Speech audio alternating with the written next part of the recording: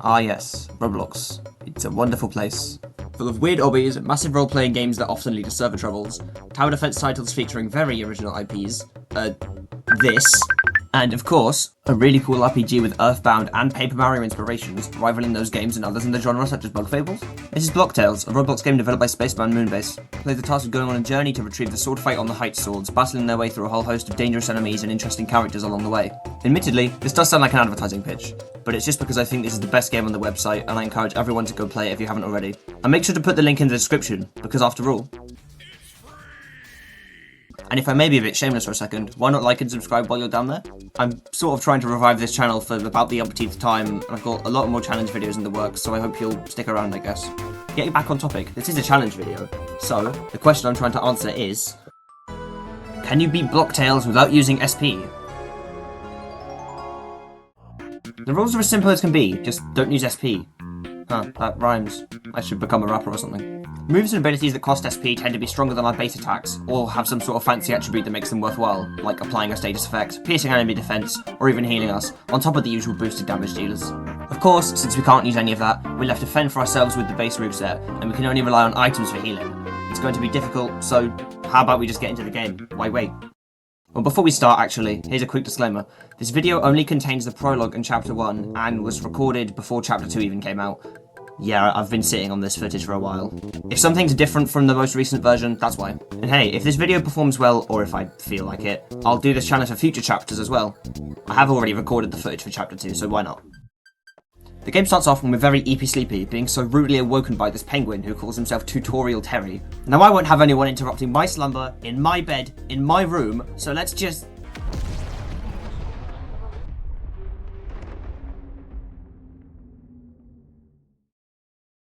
Oh, right. Well, this penguin guy. He's named Tutorial Terry, and apparently we're sleeping in his bed, so we should leave. Bit of a weird name, though. The hotel's desk attendant tells us that we have a letter, sent directly from John Shedletsky at Roblox HQ. Since I was bored and had really nothing else to do, why not go? Seems important anyway.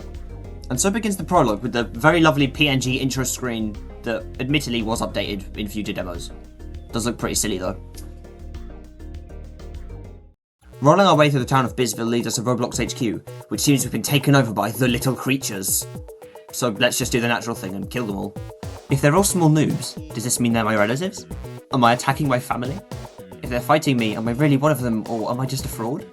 Honestly, apart from that existential crisis, there's not much to say about this beginning part of the game.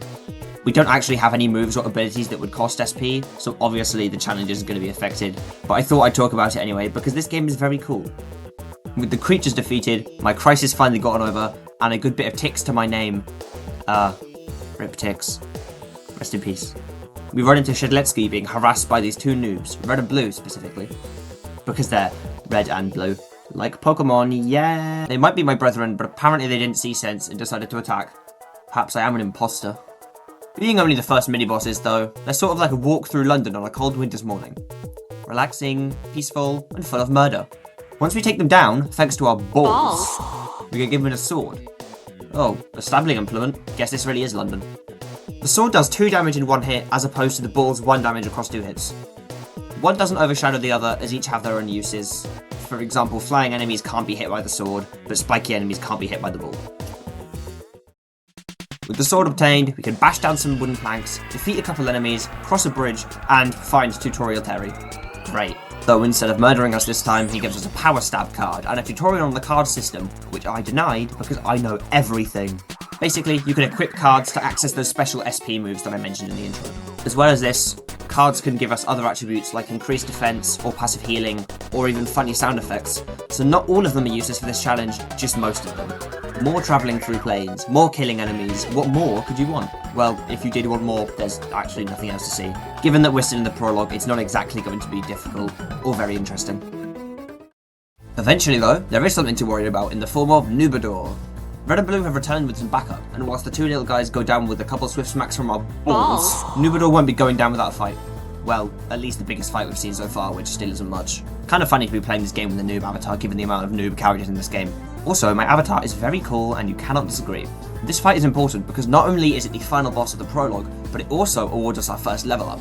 Whenever you level up, you can choose to either increase your HP, BP, or SP. Of course, putting any levels into SP is pointless, so don't do that. Instead, I chose to put most of my levels into HP, because BP, which is used to equip cards, isn't as useful, given what I said earlier about most cards granting you moves that require SP to use. BP still can be useful though, so don't entirely ignore it. There's not really much here between now and the next objective, just me falling into the water and a few more easy fights. Like, seriously, how did I fail that jump? I must be getting old. I'm ancient, my bones are breaking. Now we're in this cave and, oh, it stinks in here. Good thing this video is sponsored by taking a shower. Seriously, this cave smells really bad. You should probably shower if you enter this cave, because it's stinky. Another tutorial from Terry leads us to an HP plus card, which simply increases our HP by 5 points. It's one of the few useful cards that doesn't require SP to activate, and while it gives you the same HP increase as leveling up, it's still useful. Deeper into the cave, it starts to get a bit cold, so I hope you brought a warm fish to keep you warm in the cave. A warm fish might not help you out against the next boss, the Supreme Man. Wait, hold on a second. Damn, guess it would. You learn something new every day. Regardless of whether you possess a fish or not, the Supreme Man will start the fight with a couple allies. But yet again, they're no match against our balls. It can also summon more throughout the fight, but they'll always go down in a single attack, just as long as you don't mess up the action command, on account of their low HP. As for the Supreme Man itself, it's nothing, really. Doesn't do much damage, doesn't put up a big fight, not a problem. So much for Supreme. I mean, if it was a small ant, maybe it would put up a good fight. We emerge from the cave into Road Town, and it's still cold, so I hope you kept that fish around. At the market, I chose to buy the all-important Attack FXG badge, changing the attack sound to the sweet sound of money. I can buy so many things with this. Silly Kirby collection, my beloved. Whilst talking to the mayor, I must have got distracted and accidentally kept picking the wrong option, causing him to repeat his dialogue. It looks like he's kind of joking it, and by it, I mean the adventure ID, letting us leave town and go onto the mountains. Did you think I was going to say anything else? The mountains are a pretty long section, honestly, and in terms of the challenge, there's not much to look at. A whole lot of beasts, really. Big beasts, little beasts, cardboard beasts, even beasts covered in armor. No, that's not a beast, that's the Banished Knight. Kind of a shame they don't put up too much of a fight, though. It's to be expected for the first chapter, but maybe I should have played on hard mode. Might do that for future chapters, but with how hard chapter 3 was for me on my casual playthrough, and how hard chapter 2 seems to be on my regular hard mode playthrough that I'm doing by myself, maybe going without is fine enough. More creatures, some fog, a house, some bombs. Sounds like a very good day to me.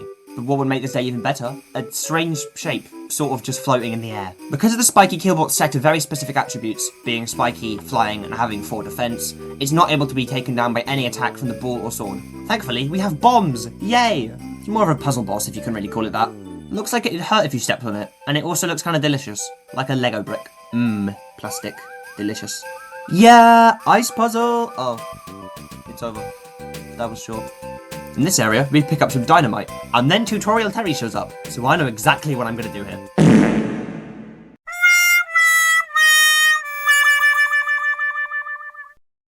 Attacking penguins aside, this just lets us blow stuff up in the overworld. It also gives us a new move in battle, but since that move costs SP, it won't be seeing any use. Bit of a shame since it's a pretty good attack, does solid damage, and also pierces defense. This will be the running theme with overworld abilities. They'll only be useful in the overworld because their moves will cost SP, or some of them don't have moves. But now it's finally time to enter the Blackrock Castle, fighting our way through puzzles, battles, more puzzles, and more battles. Just a classic RPG dungeon for the first chapter, really. Can't go wrong. Most of the castle's knights here have defense, so we're likely expected to be using power stab or other strong moves. Since, as I keep reiterating, we can't use SP, it's our base stats against the world, leading to some longer battles in this section. Though it'll definitely ramp up in the future, and we haven't seen nothing yet. While I play out the rest of this castle, take some time to appreciate this game's music. I've been playing it throughout the video, but just enjoy it without my annoying voiceover, I guess. Not like there's much to see in the castle anyway.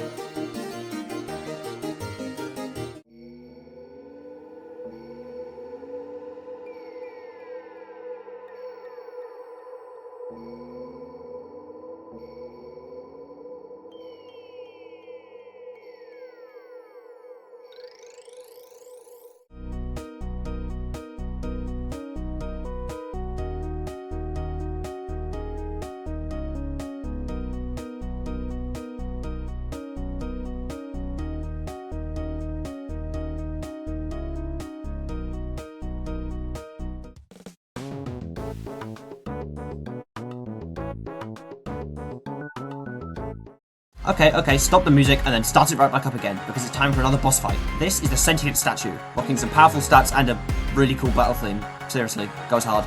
20 HP and 2 defense is monstrous for this point in the game, and without attack boost, it's going to be a tough fight. 8 damage from the unexpected zooming attack is bad enough, but a potential 12 from statue smash is worse. Couple that with difficult dodge timings, and this is the hardest boss yet. Honestly, even harder than the chapter's final boss in my opinion. I mean, you can tell this is a hard fight because I'm mentioning the stats. Despite that, I was able to defeat it first try after nailing the block timings and using a couple items for some damage and healing. It's quite a difficult fight if you can't get good at blocking though. Sure kicked my ass on my first playthrough, and we don't even talk about floor 19 of the pit. At the top of Blackrock Castle sits the Cruel King, so it's time to take him down and claim the Ice Dagger for ourselves. With the Defend Plus card I grabbed from the secret vendor in Bisville, doing, you know, what else but increasing my defense by 1, I think I have a pretty good chance at defeating him. The Cruel King only has a few moves, so he's easy to predict. He also uses his moves in a set order, so check the wiki if you want to know. First up is Scepter Strike, a move that can freeze you if you fail to block it. Next is Freezing Stab, which is kind of self-explanatory. He has a similar move called Icy Stab that differs only in dodge timing. Both can also cause freeze, and are also apparently just called freeze in the latest version of the game. Strange change. Call for Help lets him do what else but summon an ally, and Refreshing Heal is also pretty self-explanatory. All of his damaging attacks do hit quite hard, so be careful. Apart from that, just keep up the pressure and make sure to heal when you're low, as you should be doing in really any RPG battle. The King calling for help then healing gives him a few more turns to live, and potentially freeze you if you're not careful, which only extends the battle further. Pleasantly difficult for a first chapter boss overall. Eventually, with a final smack of the balls and not 1 point of SP consumed, the Cruel King is defeated and the Ice Dagger is ours. And there you have it. That's chapter 1 of Blocktails beaten without using SP. Hope you enjoyed the video, as it was my first try at a traditional sort of challenge video. I enjoyed making it, so I guess you can expect more to come in the future. As I said in the intro, if this video does well, I'll continue it on future chapters, and I have similar chapters actually in the works of Paper Mario and Bug Fables, attempting to beat those games without using their equivalent of the SP mechanic. I also have loads more ideas for other challenges on many different games. There's a lot to look forward to really. You know, if I can get this done in a reasonable amount of time, if I don't take ages between videos. There's not really much else to say really, so subscribe maybe? That'd be cool. Like the video. Bye!